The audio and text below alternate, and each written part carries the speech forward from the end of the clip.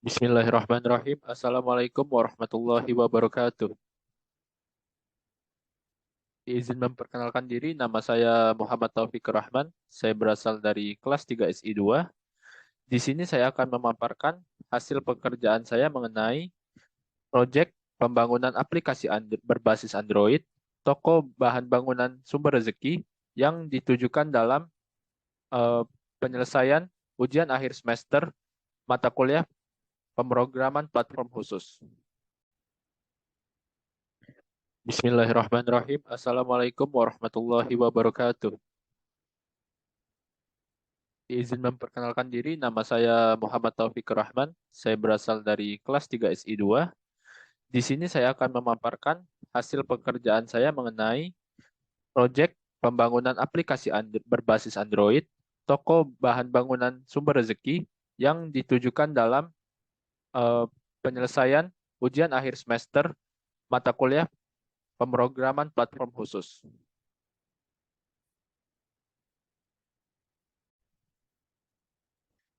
Jadi aplikasi ber, Jadi aplikasi Android inventaris toko bangunan sumber rezeki berbasis API yang saya buat ini menggunakan IDE Android Studio dengan menggunakan bahasa Java dan juga menggunakan library Foldy untuk melakukan CRUD di dalamnya.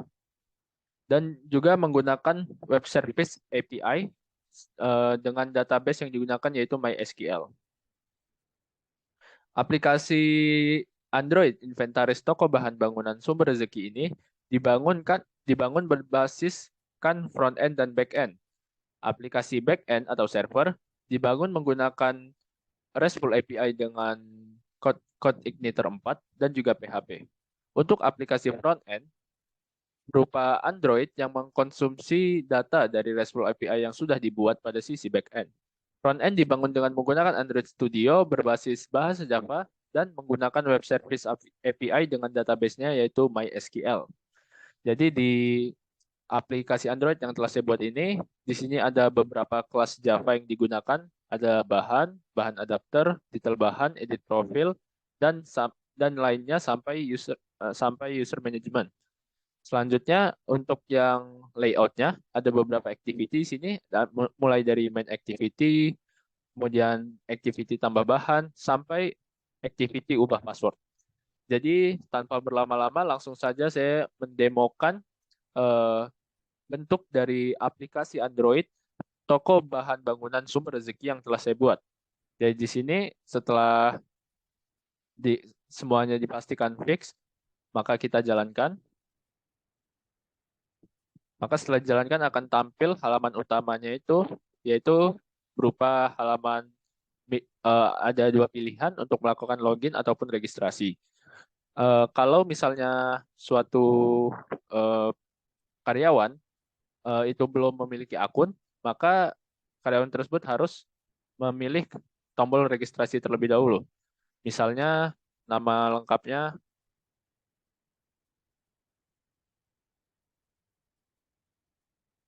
kemudian emailnya,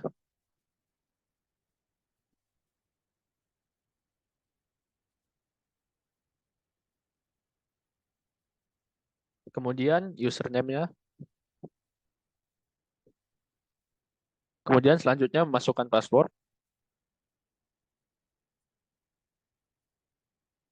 kemudian konfirmasi password.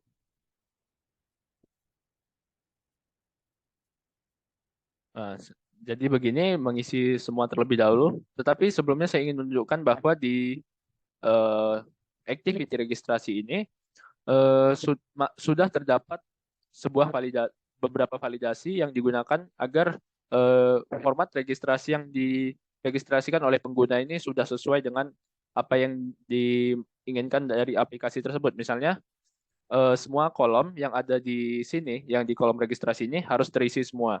Jika misalnya salah satu saja tidak terisi, maka akan tampil sebuah peringatan bahwa nama tidak boleh kosong. Misalnya namanya kita kembali isi.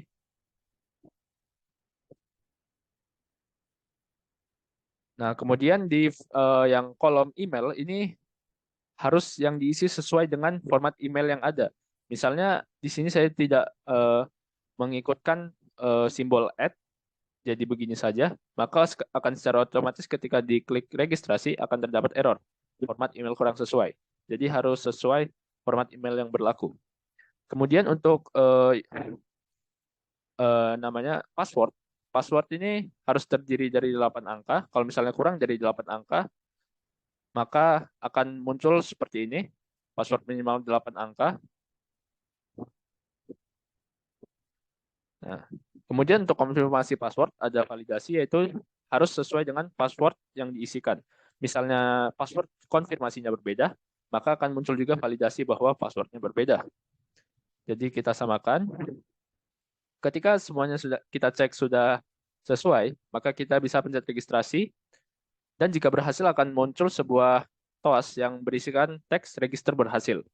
Kemudian kita akan mencoba login untuk ke dalam aplikasi sumber rezeki ini dengan memasukkan email dan password. Di sini juga terdapat beberapa validasi cukup mirip dengan yang tadi. Di emailnya ada format email harus sesuai. Dan juga di passwordnya harus sesuai dengan yang ada di registrasi tadi. Nah, kalau yang saya masukkan ini adalah yang sesuai, tapi misalnya kalau user memasuk atau pengguna salah memasukkan email atau password, maka ketika dipencet login akan muncul TOS yang berisikan email atau password salah. Jadi yang diisikan harus benar. Kemudian kalau semuanya sudah benar, bisa pencet login untuk masuk ke dalam aplikasi tersebut. Nah, jadi setelah pengguna login, akan ditampilkan halaman beranda dari toko bahan bangunan sumber rezeki yang berisikan ada tombol profil, ada tombol bahan, dan juga ada tombol logout. Di mana tombol profil digunakan untuk melakukan berbagai kegiatan tentang profil dari pengguna tersebut, misalnya nama, nama, terus habis itu username dan yang lainnya. Kemudian untuk bahan itu untuk melihat bagaimana inventarisasi bahan bangunan yang ada di toko sumber rezeki ini. Dan yang ketiga ada tombol logout yang bisa digunakan untuk melakukan logout atau keluar dari aplikasi yang sudah saya buat ini. Kemudian di bawahnya juga ada sebuah kartu info yang menunjukkan bahwa toko bahan bangunan sumber rezeki ini merupakan penyedia bahan bangunan nomor 1 di Indonesia. Jadi selanjutnya saya akan masuk ke activity melihat profil. Ketika pengguna mengklik tombol profil, maka akan muncul seperti ini, di mana di sini pengguna dapat melihat apa nama yang sudah dimasukkan, yang sudah diregistrasikan tadi, dan juga apa emailnya serta username-nya. Untuk password tidak ditampilkan karena itu untuk urusan keamanan. Kemudian jika pengguna mengklik edit profil, maka pengguna akan diarahkan ke halaman edit profil, yang dimana yang hanya bisa diubah di edit profil ini yaitu nama dan juga email. Untuk username itu tidak bisa dirubah. Jadi misalnya namanya diganti di sini jadi Joko Susilo Putra misalnya. Kemudian emailnya juga ya masih sama seperti yang tadi. Ini ada validasinya di mana kedua kolom ini tidak boleh kosong dan juga untuk emailnya harus sesuai format yang sesuai. Jika misalnya belum sesuai maka akan sama seperti yang tadi format email kurang sesuai. Jadi kita sesuaikan lagi @gmail.com. Ketika diklik submit maka akan muncul TOAS berhasil mengedit profil. Jadi itu untuk yang edit password. Kemudian untuk activity ubah password, di sini user atau pengguna diharuskan untuk mengisi beberapa kolom. Di sini terdapat 3 kolom, di mana mengisi password lama, password baru, dan juga konfirmasi password. Di mana di password lama, pengguna harus mengisikan password sesuai yang ia punya. Kemudian untuk yang password baru, password yang dimasukkan adalah password terbaru yang ingin pengguna gunakan untuk passwordnya. Misalnya di sini saya tuliskan A, B, C, D, E, F, G, H, I, J. Misalnya seperti ini, dan juga yang konfirmasi passwordnya A, B, C, D, E, F, G, H, I, J. Nah, jadi di sini juga terdapat beberapa validasi di mana sama seperti yang tadi, ketiga kolom tidak boleh kosong, dan juga misalnya untuk password lama ada validasi. Kalau misalnya password lamanya tidak sama dengan yang ada di database, maka ketika disubmit akan menghasilkan TOAS error password lama salah. Oh iya, saya juga sedikit lupa memberitahu bahwa password yang diregistrasikan tadi oleh pengguna itu yang masuk ke database sudah dilakukan hashing sehingga akan meningkatkan keamanan terhadap password tersebut. Jadi kita coba untuk mengisi password lamanya dengan benar. Kemudian di kolom konfirmasi password, sama seperti yang tadi harus sesuai dengan password baru yang sudah dimasukkan. Misalnya terdapat perbedaan, maka akan tampil password tidak sama. Jadi harus sama. Ketika dirasa ke, ketika pengguna sudah merasa ketika kolom ini sudah diisi dengan benar, maka bisa klik submit dan setelah mengklik submit, pengguna tersebut akan ditampilkan sebuah TOAS yang berisikan teks berhasil mengubah password. Jadi passwordnya sudah berubah, kita coba kembali untuk melihat apakah password tersebut berhasil terubah, kita coba logout. Di sini ketika user atau pengguna memencet logout, maka sessionnya akan otomatis terhapus. Kita klik logout. Nah, jadi setelah diklik logout, kembali ke halaman ini. Kita klik login dengan email yang tadi.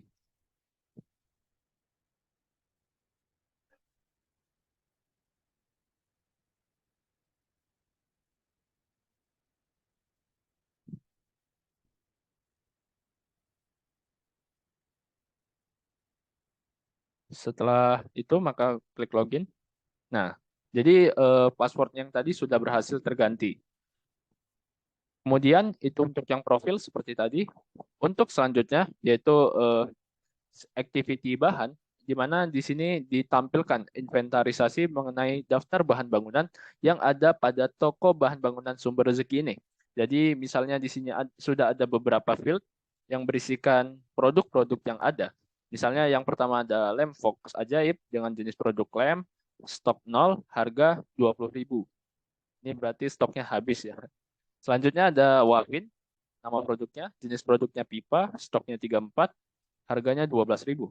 Kemudian untuk yang selanjutnya ada bata merah, jenis produknya bata, stok 1.000, harga 500. Dan yang terakhir ada Dulux, itu merupakan sebuah cat dengan stok 21 dan harga 100.000. Jadi ketika pengguna ingin menambahkan inventarisasi bahan bangunan yang ada pada toko bahan bangunan sumber rezeki ini, maka user tersebut dapat mengklik sebuah floating action button yang berada di kanan bawah ini yang berlogokan plus. Maka ketika diklik atau dipencet akan muncul sebuah activity baru yang menampilkan yang mengharuskan pengguna untuk mengisikan apa nama produknya, jenis produknya, serta harga yang ditetapkan. Misalnya nama produknya adalah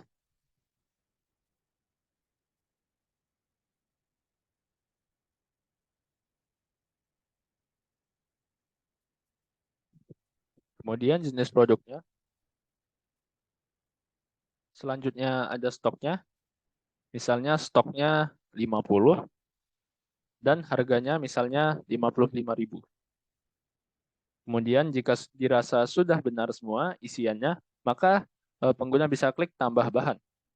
Nah, setelah diklik tambah bahan, maka akan muncul sebuah teks yang berisikan data berhasil ditambahkan. Kemudian pengguna bisa kembali untuk melihat apakah data yang ditambahkan tadi sudah masuk ke dalam daftar inventarisasi ini. Ketika dilihat, di-scroll, maka sudah terlihat bahwa produk semen Padang sudah masuk ke dalam database dan masuk juga ke dalam list inventarisasi bahan bangunan. Jadi seperti ini. Kemudian misalnya kita ingin mengedit atau menghapus dari bahan bangunan yang ada. Misalnya ada produk yang paling atas ini, lem Fox ajaib. Di sini kan karena stoknya 0, misalnya kita ingin menambahkan stoknya gitu. Nah, jadi untuk melakukannya, pengguna cukup mengklik atau menekan salah satu card atau bagian produk yang ingin diedit atau dihapus. Misalnya lem Fox ajaib diklik agak sedikit lama. maka akan muncul sebuah pop-up yang menampilkan pilihan ingin menghapus atau mengedit. Misalnya di sini pengguna ingin mengedit yang produk ini, misalnya ingin mengubah stoknya menjadi 35. Setelah ini dirubah seperti ini, bisa pencet update, maka akan secara otomatis list tersebut terrefresh dan stok dari Lemfox Ajaib tadi akan bertambah menjadi 35. Jadi seperti itu, sama juga misalnya ingin mengubah namanya, misalnya namanya berubah, Lem Ajaib Ajib gitu misalnya. Ketika diupdate, maka namanya pun akan berubah. Jadi seperti itu untuk yang edit. Kemudian misalnya ingin menghapus salah satu. Misalnya di sini akan dihapus sebuah produk dengan nama bata merah ini. Misalnya ingin dihapus, maka bisa sama seperti yang tadi, klik lama pada bagian tersebut, kemudian bisa pilih hapus. Setelah diklik hapus, maka akan muncul sebuah tos yang berisikan teks data berhasil terhapus dan secara otomatis dapat kita lihat, kita scroll ke bawah, bahwa produk bata merah tadi sudah eh, terhapus dari list inventaris bahan bangunan yang ada pada toko Sumber Rezeki ini. Nah, jadi seperti itu. Kemudian pengguna bisa kembali. Nah, jadi seperti itu mengenai eh, aplikasi Android inventaris toko bahan bangunan Sumber Rezeki berbasis API yang sudah saya bangun untuk memenuhi proyek ujian akhir semester pemrograman platform khusus ini.